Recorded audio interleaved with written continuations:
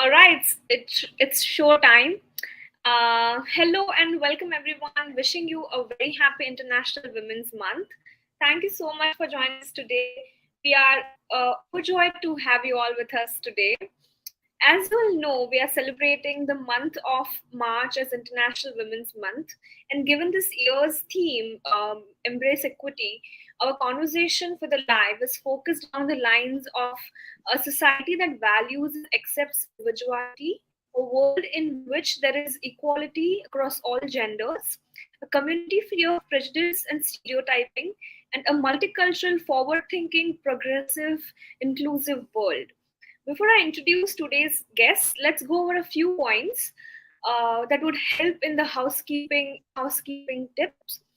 So this session is already recorded, so you can revisit the session anytime on our YouTube channel. If you're facing any issues like difficulty loading the session, click on the event link and refresh the page, and you'll be good to go. For the finale episode of International Women's Month, we have invited a very special guest, Emely Patra. Emely is the Group VP and Head of Salesforce Practice EMEA. She steers Salesforce and Mulesoft's vision for the future of technology as a thought leader and ambassador for the Office of CTO. Moreover, she supports DEIB activities and thinks that technology can level the playing field for equality. A keynote speaker with extensive senior leadership expertise in the technology sector, an ally for equality and equity. She is passionate about helping customers succeed in their journeys towards digital transformation in her role as head of EMEA's sales practice. Join me in welcoming her. Let's welcome Emely Patra. Hi, Emely. Welcome to our LinkedIn Live. How are you doing today? Hi, Hasti. Thank you for inviting me. I am doing very well, thank you. Very glad to be here. It's a pleasure to have you, Emely. First of all, congratulations on a new job. Thank you very much. I am thrilled to be with a new team, but still in the ecosystem. That's wonderful. So before we move ahead, I would encourage our viewers to share their embrace equity stories and selfies in the comment section. If you have any questions for Emely, please post them in the comment section and we will take them at the end of the live. So Emely, how do we, every year we celebrate International Women's Month, and we celebrate International Women's Day on the 8th of March. I want to, begin by asking you, what does, and every year we have different themes, right? So this year's theme is equity. And I just want to begin by asking, what does gender equal world mean to you? And also, what does equity mean to you? Right. I'll start with the first question. What does a gender equal world mean to me? The simplest way to describe it is if you and me are having this LinkedIn live session today, we're not in a gender equal world. If you're still celebrating Women's History Month or International Women's Day, if we still have themes around equality and equity, it's not a gender equal world, because in a gender equal world, this is all going to be normal, right? We will not be talking about it. We will not be thinking about it. There'll be no additional effort put into it because everybody will think in a way that treats both genders or diversity as a normal thing, and we have equal representation, and hence it will not surprise anyone. There'll be no representation issues. So that's what a gender equal world means to me. The day we stop celebrating International Women's Day, because it's kind of obsolete in the future. What does equity mean to me? Well, we talk a lot about equality and diversity and inclusion, and all of this go hand in hand, where we say, well, yeah, diversity is not effective without inclusion. But then how do you create inclusion? Because you can't have an equality platform for everyone, because not everyone needs the same level or the same kind of support or the same kind of environment. That's why we're human beings. We're diverse. We all have different needs. We all need different support, different platforms to shine on. And equity is exactly that for me. Equity is where we are not in an environment where everybody gets the same of everything. We are in an environment where everybody gets what they need. to thrive and shine, and that's equity for me. Yes. Yes, I actually, I think you posted about this on your LinkedIn, where I came across a post where the day where we Yeah, don't need to celebrate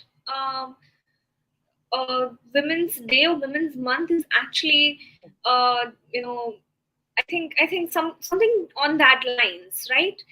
yes, And I completely agree that we don't need to celebrate this, but I mean, because I also feel like I was having a chat with Rebecca Alkaiser in the last week around the same lines, and it got me thinking that because there has been always deep rooted conditioning that's been going on since generations and generations, um, where people have defined specific roles for all the genders.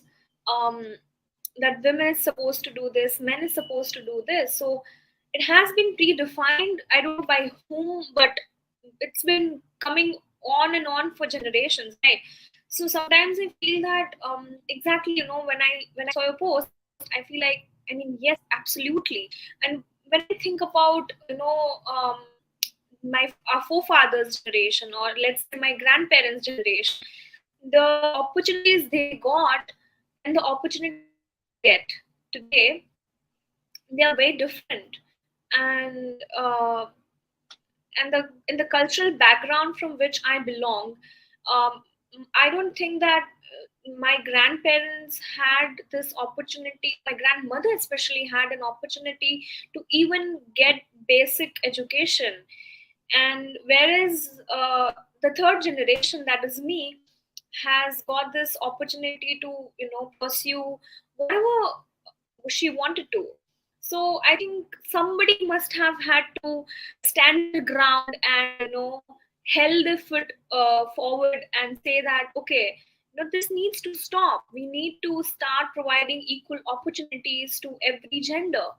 And yeah, I mean, there are two ways where we can evaluate this, where we should like take it as, why are we still celebrating it? And sometimes I feel like because we are speaking and because we are initiating such conversations, we are bringing about little amount of change, and yeah, that's to make a huge difference, I feel.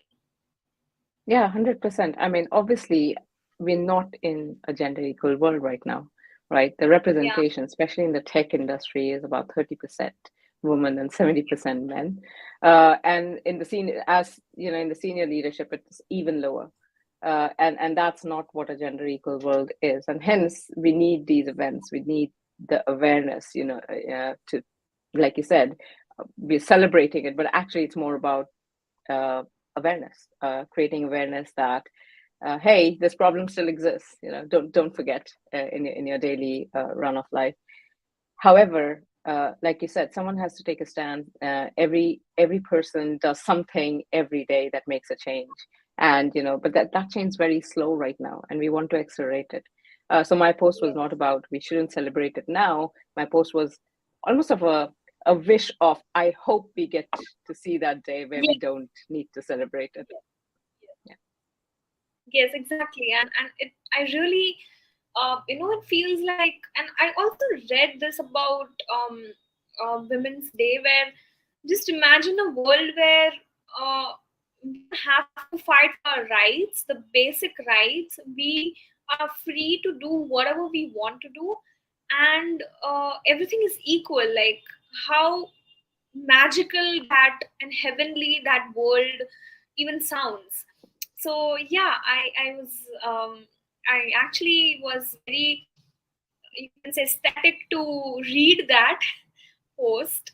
And at the same time I was like, okay, but that's not the reality, so let's just snap out of it and do whatever best we can do, but not in a preachy way, but of course in a way where we just initiate conversations that would um, make people more aware about certain things. Yeah. Yeah, 100%. Totally agree with you. So, I was just talking to my friend about certain things, like, how mm, I have experienced some sort of bias and stereotyping in my culture, in my own family, where there are gender defined roles, that, so I have my grandmother over right now, and I work, my brother also works, but I'm expected to make tea because I'm a girl, and my brother is not expected to, make tea because he's a boy. And so I have experienced this firsthand, and now I have started to take my stand and speak for what I, feel is right. So I just say that, these are basic rules, like basic skills that even a guy should know how to make tea. And but I have, my parents are very supportive, but like I said, there's this difference in generations, right? So, and in personal life, so far, I don't think I've faced any sort of bias or stereotyping, but I've faced a lot of these in my personal life. I'm sure you must have faced, given the amount of experience you have in your professional life and personal life. So can you please give some insight into, if you have faced any stereotyping or biasness in your personal or professional life, and how did you react towards it?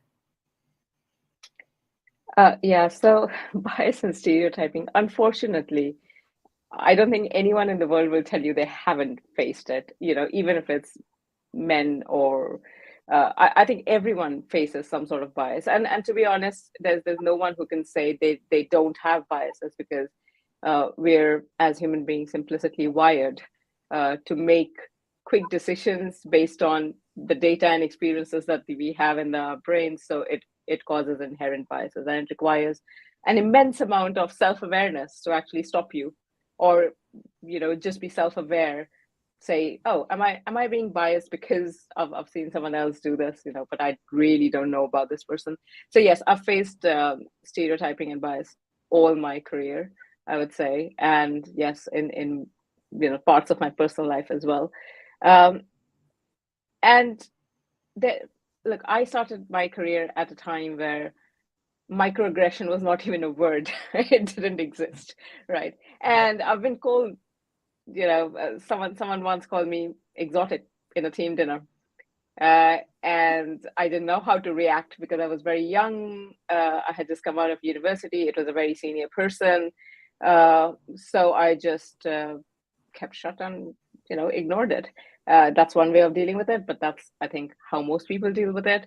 Obviously, with experience comes, like you said, you learn to stand up for yourself a little bit more. You gain a little more confidence, and you're like, no, I'm not. I'm not okay with this. So you set your boundaries, and that's what I do. I set my boundaries. You can't go pick up every battle, because otherwise there'll be too many battles to pick. But you can definitely set your boundaries and make expectations clear. Where you're expecting people to address you in a certain way, or if you're not okay with something, say it aloud in a very respectable way, because relationships are important.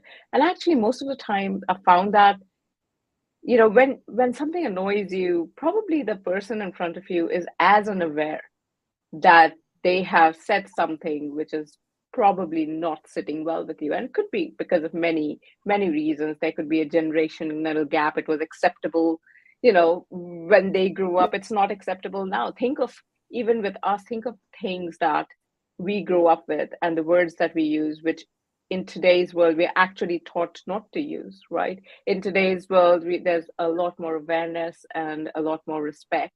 The term microaggression has been coined. I'm very happy about that. And microaggressions use anything from, well, even if you ask someone, hey, where are you from, and how you ask that could be classed as microaggression. I don't remember that being a thing that people made me aware of when I was in university or in school, but today's students and children are learning about it. Similarly, organizations are much more conscious, and they're training leaders and managers and the teams to, be aware that what could be classed as microaggression, what's acceptable in a, norm in a workplace, what's not. So things are changing, but there are still lots of biases and lots of stereotyping, and they could be very, very, little things, but they're still stereotypes. So if you notice something, speak to the person, explain why you thought it was a stereotype and bias, and actually, if you're the person who's being spoken to, accept it gracefully. Just listen to the feedback. Don't get defensive. It's not about you. We all understand it's the world we live in. It's going to take generations to get that mindset change, but these are the little things you can do. And again, set your own boundaries.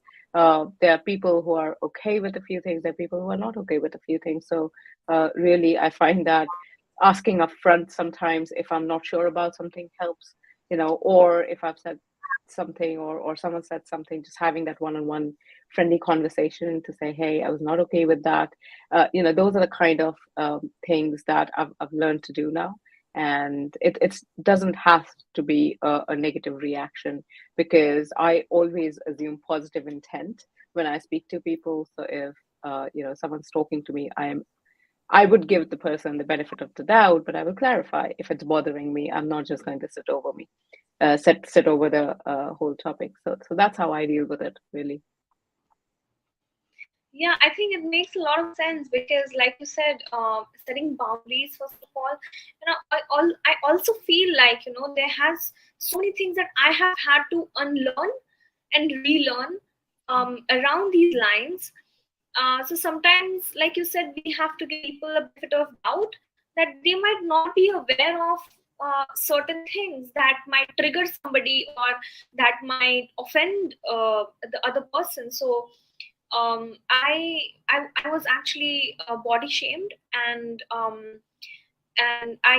the same person actually called out the other person on their color, and I wanted to say something to the person there and then, but somehow it was a family event, so I couldn't, I just held my tongue. But then later, I um, I actually penned everything down and I posted it on Instagram, where just a very close people in my network uh, can actually read and understand about it. So sometimes I also feel like it's a conditioning, like, and it's also, I feel maybe the maybe it's stemming from their own insecurities, or um, maybe they don't know any better. I don't know, but there can be so many reasons why people react the way they react to certain situations. And like you said, um, just without um, being too aggressive, or like setting a boundary and then telling a person about what's bothering, and the intent should be pure. So I think, yeah, that is something which everybody can do. And choosing your battles, I mean, we have been hearing this for the longest time, to choose our battles, but sometimes I think it's right to stand up for what you feel, because we don't spiral into negativity after hearing all of those things. Yeah, 100%. So one thing I would like to clarify is, don't bottle it up, because if you start bottling it up, it will explode in the wrong way at the wrong time, in some ways. So it's much better to come clear, and kind of get it over your chest. The other thing is, intent is used as an excuse a lot of times, especially when there are these biased conversations. So, whenever you speak to someone or call out something, 99% of the time, the first sentence that you'll hear is, that was not my intent, or I did not intend to mean it like that. And that's fine. But what everyone needs to understand about these conversations, it's not about the intent, it's about the impact. What impact did it have on the person in front of you, or the person who was addressed? And hence, I said, humbly accepting feedback and trying to understand the impact that you had, whether you had the intent or not, I think is irrelevant in this case. And that's the only way we can become a better society, is by understanding the impact on the person and not focusing on our own intent. Yeah, exactly. Yeah, I think you're right. When we hear somebody saying something that doesn't go well with us, or that doesn't go well in general, you can, play like it's plain and simple that um, you are being offensive, or it is a pure stereotyping.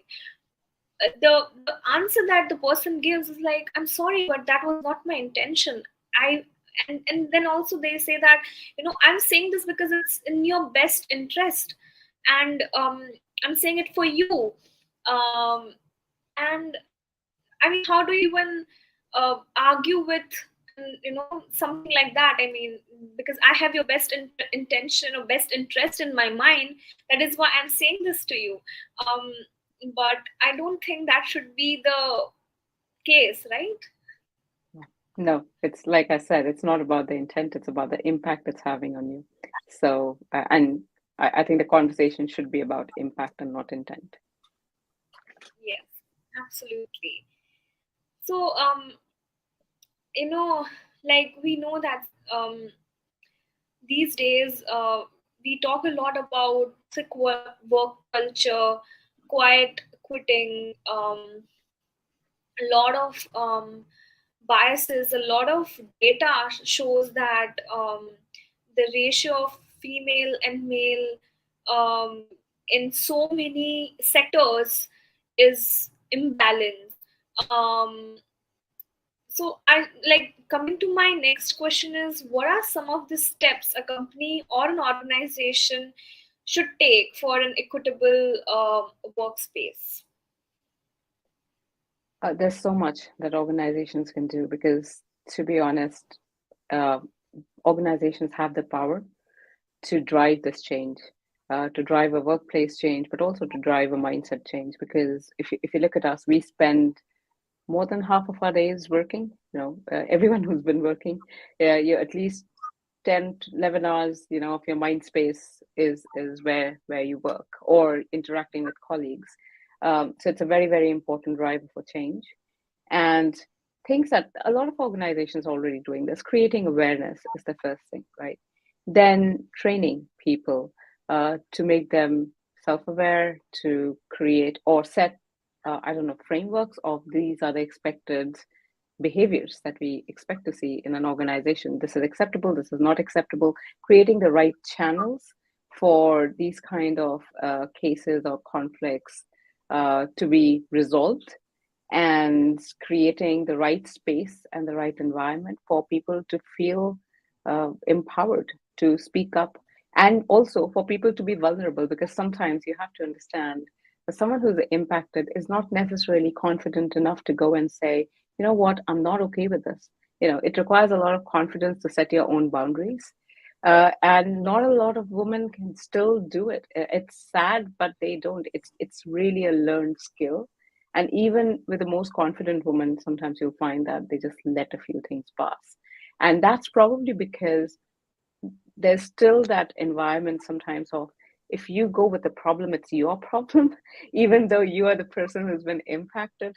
And then obviously, because of the workplace bias, women start thinking about, well, if I go, am I going to be seen as the problem person? Am I going to be seen as the person who can't work with the team, etc.? So there's so much behind the scenes going on in our minds that sometimes it restricts us and prohibits us. So what organizations can do really is create that inclusive environment. You have to have the right channels, the right procedures in place, so that someone can go be vulnerable, talk about it, and really focus on the situation and not the bigger picture. If I don't feel safe that I can talk about a situation in isolation, and that will not impact my career, then I will never speak up. And I think that's what organizations can do best, is give people the space to talk about it, to resolve issues, and for leadership in the organization, especially senior leadership, to constantly model the behaviors they want to see in their teams.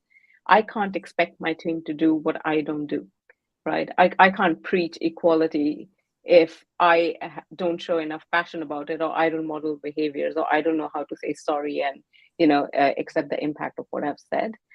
So I think it's very important to model the behaviors, and that then goes down the team, because the team takes cues from their leaders. And not just senior leaders. I think it's leaders at every level. It's every individual team member, which has to model this behavior, and then it becomes a norm for that team. The team starts looking around them and say, oh, okay, yeah, this is normal. I can go have this talk, or this is how I should behave in these situations, or this is what is not acceptable because the other person got called out for it. So the organizational change, it's a slow change, but it's all about how we show up and what we do as individuals. So responsibility actually lies with all of us. One person cannot change this. A CEO cannot change this. Yes, we need the powerful voices to be talking about it and creating awareness, but really it's every individual that needs to take this up and make it a personal responsibility to behave in a way that you expect others to behave. Yeah, 100%. But do you think that the change should actually happen at the grassroots level, or the foundation or the fundamental level, for it to happen at a huge scale or an organizational level later on? So if the foundation is not strong, if the leaders or if the hiring managers or people at a senior authority, if um, if that is not strong, I think that's where it stems from. Do you think that? Yeah, I mean, it has to it has to happen at every level simultaneously, right? Because when one level is not in sync with the other, and by every level, it's just not at the organizations. I'm also talking about the society, right? It has to happen uh, at how we behave at home. How are we role modeling for our children? What are our children hearing us say and do at home that then becomes the normal for them? What is happening at school for them that they grow up, learning about, and then thinking, this is how life works, right? That's how they take the cues. So it has to happen everywhere simultaneously. And you're right. It's not, like I said, it's not just senior leadership. It's not just middle leadership. It's not first line managers. It's everyone. Literally every single person has to model that behavior, whether they're at work or whether they're at home, right? For me, home is again a very, very important part, because if I am at home and I'm not modeling the right kind of family model that I would like my son to grow up to think it's normal, he's not going to know, and he's going to grow up with his own biases. So he has to see his mother equally succeed, travel, not be around, as much as his dad. He has to see an equitable distribution of work at home for that to feel normal. And what we do in our houses, we even make him part of that equitable distribution of work. So he has his chores cut out for him. Daddy has chores and mommy has chores, and everybody is equally responsible for running the family. And I think that's what we want to teach our children. Yes, absolutely. And by the grassroots level, I was actually meaning as in, if there's an organization, the grassroots level is the hiring managers, the leaders, the founders of, basically the foundation of the company. And at home, I think it's the upbringing or the environment at home, and how the child would witness his or her parents around them. So that's where actually it actually stems from there, and that's how we actually make a lot of things in our head as to this is something which is not right, this is something which is right. Learning about more in detail about representation and opportunities and rights and laws and everything. So yeah. Yeah, definitely. You're spot on. It has to happen everywhere. It has to happen with every role. And especially in business, I think it's quite important that organizations create the push and the messaging and the environment for and the trainings, the right kind of enablement for people to actually be aware and then put these into practice. Yes, absolutely. And so that brings to, I think we have already covered this, but how can we collectively as a community drive change for gender parity in the ecosystem? And that's a more difficult one because I see these little stereotypes and biases just so deeply ingrained in our community. So I'll give you a few examples. Like you walk into a retail store in a children's section, and there's a clear, distinct area of pink and glitter, right? And that's a little girls section with pretty dresses, and then you have a very boring white, blue, and gray area of t-shirts for boys and jeans, right? And we start creating these discriminations of colors and association of stereotype to colors at such an early age. And I have seen children grow up or girls grow up who only like pink, or boys grow up who only like blue. And they have even started categorizing activities like pink days or pink activities and blue activities. And honestly, we don't need to do this. Like, leave the color alone. If boys want to wear pink, let them wear pink. There's nothing wrong with that. Um, and what I'm getting to is, these are the little innocent things that we do every day without even realizing that we're creating an implicit bias with our children who are going to grow up with a kind of stereotype in their head because that's what they've seen. Similarly, in schools, there are clearly activities and clubs, like dance clubs, which 99.99% are girls. Barely ever any boy goes and attends, and then they overlap that with football clubs, where 99% are boys, and they overlap the time because they know the girls will go this side and the boys. But why? I mean, why can't we give opportunities and keep them at separate times? Simple awareness like this, to say, what if the girls wanted to join football or the boys wanted to go to do dance, by having them on overlapping slots? It's a difficult decision, right? And then there's obviously the peer pressure in schools and colleges where I've seen girls who are brilliant at STEM subjects. They're massively intelligent women, or teenagers, and they are in doubt whether to take mathematics as their GCSE or A level topic because their friends are not taking it, or because they're going to be one of the two girls in a whole class of boys who are pursuing STEM subjects. And that is what is causing a problem, because if these girls fall out so early in their career or life cycle, of the STEM and engineering, how are we going to get back these women into the workforce? So as a society, there's a lot to do. As a society, we can encourage our children to think more broad, to think more equitably, to make them see the pros and cons of what they're doing or what could be considered a bias, and have a chat with them, or at best don't try to stereotype them or their friends with any such norm. And if you can set a role modeling at home, if you can be what you want them to see at home, that's the best thing. If you're a working mom, then talk to your children about how hard your day's been and how you and maybe your partner are managing the workload at home, because both of you have equal careers which are equally important.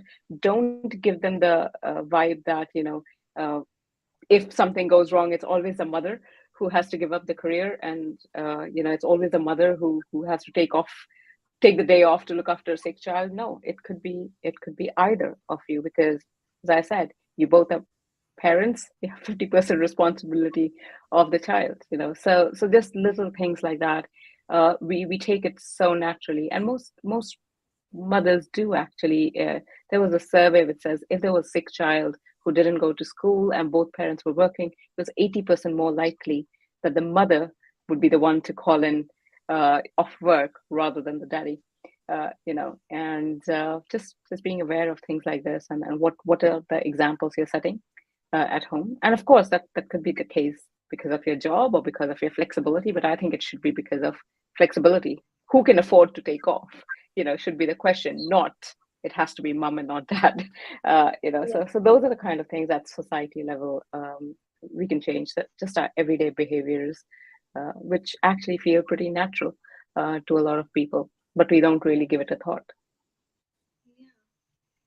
Yeah, absolutely. And actually, I am somebody who is an extremely inquisitive person who questions everything since the childhood. Like, I would ask my parents, like, if I'm going to a temple and if I'm joining my hands, what should I pray? What should I ask for? So it's been like I have this thing where I question everything. And the same thing that you said about gender, um, where there are defined colors for both the genders, and pink is a girl and blue is a boy. And recently I'm at an age where a lot of people around me are getting married, a lot of people around me are having kids. So when they are revealing the gender, they have this template where blue is for boy, pink is for girl, and even they have balloons. The entire room is decorated. I just spoke to one of my cousins and I said to him that why is there not gender neutral colors? Why can't you have a rainbow? What is in having a rainbow? But somehow even the most educated people doesn't seem to get this, and it just makes me think even deeper that no, if I can't expect this from my grandmother, but I can at least expect this from my cousin who is just 2 years elder to me, and who is into robotics and STEM and everything. And I don't get this. So you're right. And why can't a boy go for dance class and a girl go for football class? It's very rare. And of course, STEM and in technology, we have seen um, that there are a lot of actually biases. Even though if somebody who is so excited and aspirational about taking a math, they'd be like, but why do you want to do that? I mean, there are hardly any girls in your going to be in your class. And so many reasons that are just not relevant and doesn't make any sense in the future. And also this example of taking maternity leaves. There are certain companies that do not even offer paternity leaves. So um, the entire load of taking care of the child falls on the mother. And it's a very difficult road. I mean, I can't even imagine people having to go through that alone. Yeah, 100%. I think things are changing, though. There are a lot of international organizations Yes. which do treat paternity and maternity as equal leaves. However, the uptake of paternity leave voluntarily is lower than maternity leave, and again, that's, I think, because of our social constructs, etc. Um, but definitely, things are changing, and I can only hope that they will progress towards a more positive, state in the future. Ye- Yes. Yes, and that's exactly is the endeavor um, as a society, to just keep on doing the work. Um, so the last question that I wanted to ask you is, do you think that there's a less percentage? I mean, of course, it is. I mean, we have seen a lot of studies and data now that there is, of course, a less percentage of women in tech. And how can we bridge that gap? So there are a number of ways, obviously, to bridge the gap that we have, especially in the tech industry, where I think the representation falls to about 32%, gender representation. And they're probably more on the junior level, but as you go, higher up the chain, that representation falls even further, and at the board level, it's like negligible. So obviously we have to start addressing the root cause of it, training more girls, training more of our teenagers, training more of our children to encourage them to take up STEM subjects and show them a career in technology, show them role models, give them roadmaps of how their career could look like, why they should have, a career in tech, what are the advantages, what they could be gaining, etc. Appeal to that inspiration, that motivation in them. The second thing is within the industry, once people actually join the industry, uh, creating an equitable environment. And this is what I talked about, that not everybody needs an equal policy to do well. And equitable policy is give the support that's needed for that person to thrive. And Yes. then in the Middle Ages, something you addressed around maternity leaves, etc., most of the women actually fall off the cliff in their careers once they get to that childbearing age, because it's very hard to take a break, and then that break becomes a long break, and then to get back into the industry. And when people who do manage to get back into the industry actually start at lower grades, or they kind of lose that seniority or the experience that they had gained before they took that break. And we need more policies to support, bringing women back to work after a break, or supporting them back into work when they have a young family and they have childcare, on top of their minds, etc. So that's something to do with how we structure our organizations, what kind of policies we have for maternity covers and support and flexible working, etc. It's extremely important in retaining that workforce and preventing it from going out of the industry. And the next level is then women who are now trying to get promoted or trying to get into leadership positions. Again, creating equitable processes, equitable promotion processes. And by equitable, I mean, again, studies show that men are more likely to put themselves up for promotion and, talk about their achievements and market themselves much better. They have much better networks, whereas unfortunately, women are way more humbler. They don't talk about their achievements. They don't go and put themselves out there. They don't go and pick up that new challenge or that new project. I'm not saying everybody doesn't, but a lot of us still don't. And that's something that we need to coach and empower our workforce to do. Create that environment where leaders are trained to recognize that potential and not just rely on someone coming and self-nominating them, but also pick up potential people and encourage them, on that journey. They might need a little more push than their competitor because of different genders, but with that push, again, we are creating equity, and then they both can, compete for the role or put themselves forward for that role. So those are the kind of things that we need to address. Senior leadership is a completely different ball game. It's very difficult for a woman to get into senior leadership because we don't see other women in senior leadership positions a lot, right? There are very few role models who you can see and say, hey, wow, I could do this. If she's done it, I can totally see myself in that role. And that's something we need to do a lot more. And sadly enough, networking is something that women are not good at, which we've got to improve. To be honest, even women who've made it to the senior leadership, actually, there was a study by Harvard Business Review which showed that a woman at a senior level is less likely to sponsor another woman for a promotion or a career growth, whereas a man would definitely sponsor a man. So I don't know why that is. Many reasons.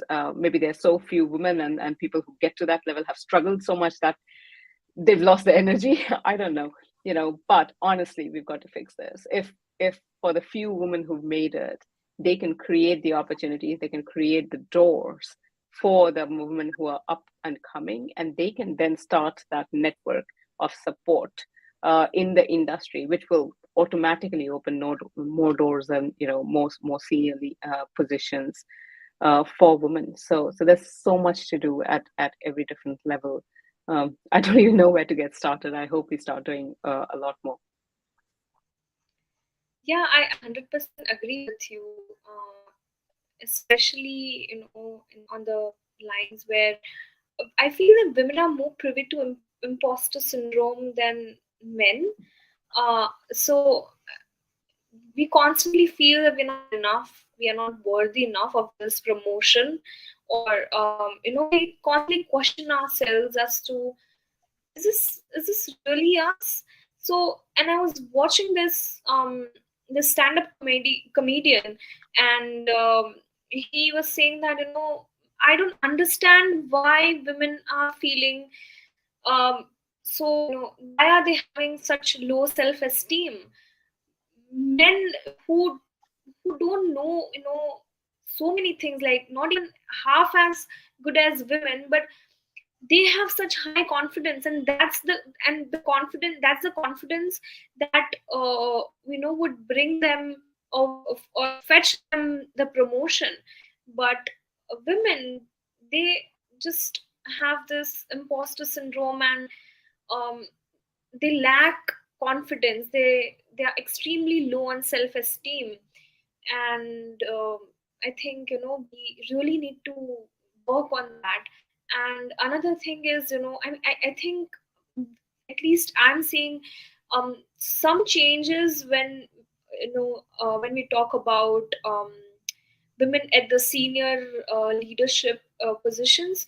So I've seen a lot of companies who are now women led, like people are constantly women especially are constantly pushing other women to um, to actually create their own table, and to constantly talk about the opportunities that they deserve. If not, I think I see a lot of this in also this gender pay parity or pay gap that is still prevalent in today's age, where women and men both are doing the same amount of work, they have similar skills. Women actually can multitask and get a lot of things done. And even then, she's getting even like one fourth of what the men is making. So I think there's a lot of biased there also. Yeah, and of course, gender pay gap is not even justifiable by any perspective. And I am glad that there are some countries and some states who are pushing for this pay transparency. Just knowing uh, a pay range for a certain role can really help someone to not undersell themselves, but also not accept roles or levels for a lesser salary than their counterparts. So that's very important, and that's a very important step. I think some states in the US have already made this a law, and I am extremely happy about it because it really helps with the gender pay parity. However, there's a lot more work to do. Like you said, it's the perception of how we represent ourselves, but also it's a competence versus confidence. There's a brilliant tech talk on it. If you haven't watched it, go look at that TED talk where it says, well, the difference between competence and confidence between women and men in an enterprise, or in a business scenario. It's absolutely stunning. So there's clearly that we do not, or some women do not feel confident enough about their own competence. But also it comes down to style as well. On the other aspect, if you look at it from a different perspective, there are certain behavioral traits, that are seen as either leadership traits, or this is how a CEO is, or this is how a senior leader behaves, but they are very masculine traits. And the reason those are the norms of that role or that kind of image or perception is because traditionally or historically only men have taken up those roles, and that has what has caused those norms to be acceptable, and that is what causes the framework. But now you have a woman coming in and you're trying to judge her on a masculine framework. And this is where equity comes in. So this is where we can do work to normalize that framework and say, there are feminine traits which are great for leadership. And why don't we add those to the framework? And then why don't we have an equitable comparison of two different candidates for a leadership role? Unfortunately, the system's rigged right now against us because the framework is defined by men, it is used by men, and it sees men, and it's about men. But if the framework changes, then the way you perceive a leader, or the way you perceive someone for a role changes, and that creates equity. So the two different aspects of it. One, of course, women need to weigh up their confidence based on their competence. But two, the frameworks are also not exactly geared towards recognizing some of the feminine strengths that we can bring to a role. Yeah, absolutely. I 100% agree with you. And I think that even though we are seeing a lot of change happen, but it is, I feel, very insignificant to what we would like to have, um, you know, um, like to witness. Yeah. But hopefully, conversations like this and many other might help bring about a little bit of change. That is all we want. So, I want to. So that's the end of the questions. But we do have a couple of questions from the audiences, and we are almost nearing the end of the session. So I would like to say a little something about us. We are FENs, and we are a registered Salesforce partner. We work with some really noteworthy clients and organizations globally, and we are hiring for multiple roles. If you want to work with us, please send in your applications through our website portal. You can drop us an email at careers@fens.com. Now we'll be taking a couple of questions from our audiences, and we have the first question from Emma. Do you think companies across the globe should give period leaves every month? I'll flip this question, Emma, and I think companies across the globe should give leaves where it's needed and necessary and aligns with the role and businesses, right? Because this is it's a very generic question. Not everybody needs these leaves. Not everybody is in a role who will need this leave. Of course, there are certain roles in which you may not be able to work, during your period, and that's fine as well. So I think it is very, very depending on the individual circumstances, the role, the time, the place. Okay. Our next question is from Nehamis3. How can the male counterpart play an important role in making sure gender equity exists in the workplace and otherwise? Be an ally. When we talk about gender equality in the workplace, you're probably one or two in the ratio of 10 more, probably males in your team. And that's where allyship really comes into play.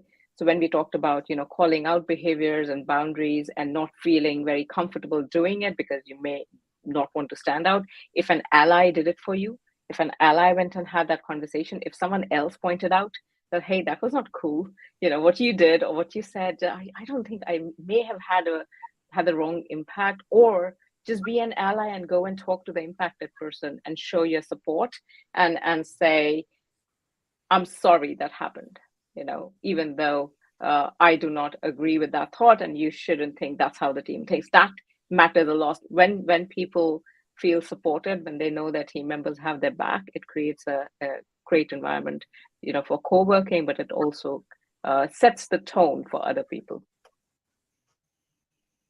Yes, absolutely. Allies, and I think this is not something that should be just done in a month, but I think every day, constant unlearning and relearning and just self awareness uh, is and a lot of work. I think to reach a place where we want to reach. And like you said, you know, just 1 month or 1 day of celebrating women or talking about it is not going to cut it. We need to constantly be an ally, an active ally, where we speak up and stand up for each other. You know, whenever we see anything which we feel is not right. So yeah.